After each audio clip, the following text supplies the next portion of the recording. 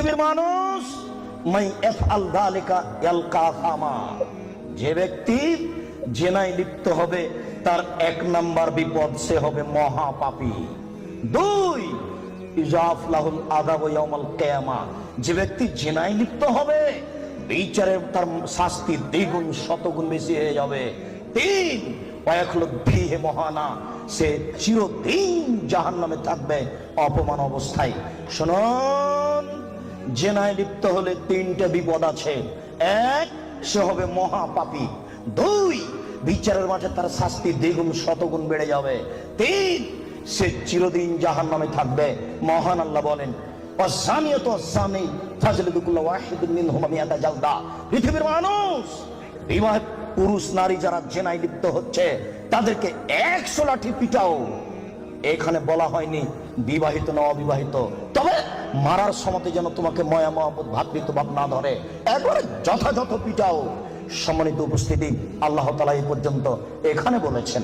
আমি আপনাকে জেনার আলোচনা করতে গিয়ে প্রথমে আলোচনা করছি জেনার বিপদ। জেনা করলে মানুষের উপরে বিপদ আসবে।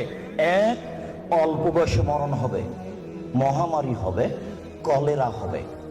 2, এমন রোগ হবে যে রোগ বংশে ছিল না, যে রোগ ডাক্তার চিনে না, যে রোগ বংশে ছিল না, যে রোগ ডাক্তার চিনে না।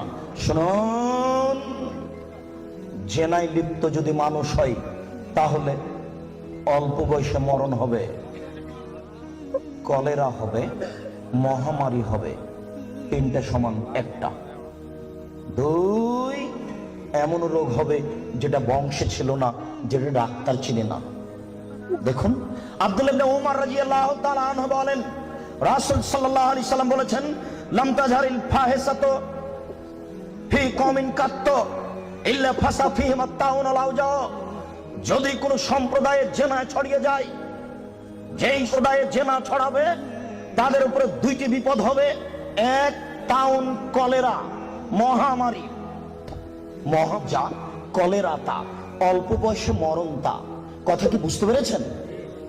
2, অল আওজাও মামাজাত ফি আসলাফিহিম, এমন রোগ হবে যেটা বংশে ছিল না, ডাক্তার চিনে না। এই কথাটা আল্লাহর নবী বলেননি, ওটা আমি বলেছি। মনে রাখবেন, জেনায় লিপ্ত হলে এমন রোগ হবে যেটা বংশে ছিল না, আমি বললাম। এমন রোগ হবে যেটা ডাক্তার চিনে না, এটা জেনার ভয়। আব্দুল্লাহ ইবনে মাসউদ রাদিয়াল্লাহু তাআলা আনহু বলেন, রাসূল সাল্লাল্লাহু আলাইহি সাল্লাম বলেছেন, লাম তাজহারিল ফাহিসাতু ফি কওমিন কাত্ত ইল্লা ফাসা ফিহিল ফাকর ওয়াল মাসকানা। যখন কোন সম্প্রদায়ে জেনা প্রকাশ পাবে তখন তাদের উপরে দারিদ্রতা, নিঃস্বতা,